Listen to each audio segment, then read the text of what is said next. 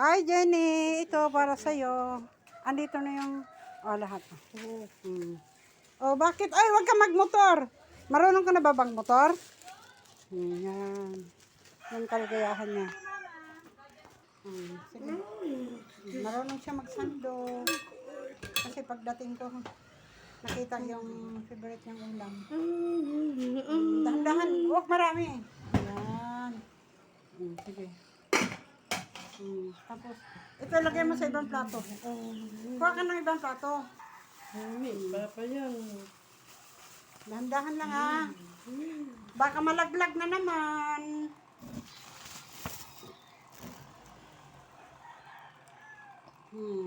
Dahan-dahan, huwag magmadali.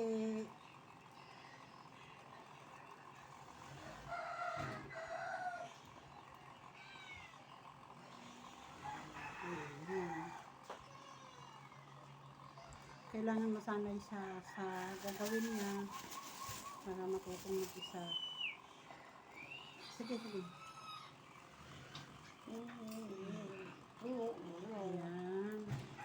Ayan. Very good naman pala yan eh. Ayan. Mamaya na yung iba.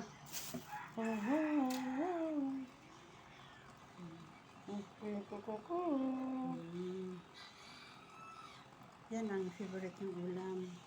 Manok.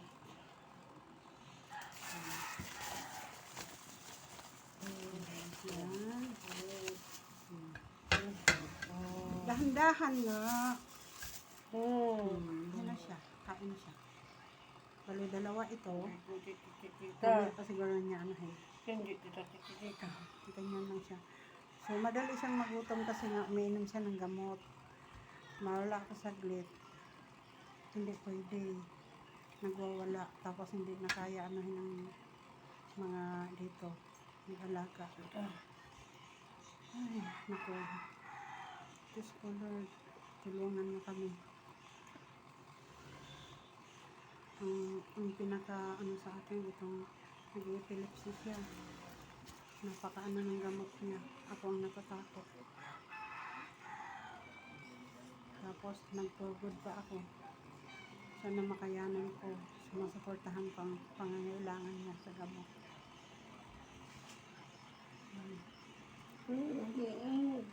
Dahil hindi na ako bumalik sa abroad eh. Dahil natatakot na yung nag-aalaga sa kanya. Ayaw na. Kasi kung bakit anong mangyari daw, hindi sila masisisi dahil hindi rin siya pwedeng i-diet kasi magwawala siya. Diba, kung tuloy pakain mo, magwawala siya. Kasi ginawa ko na yun sa kanya eh.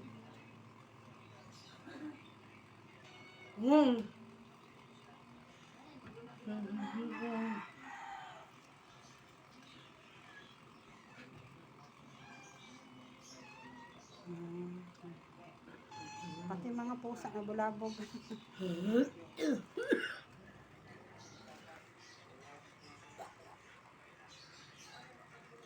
Tumaya ako ng luto.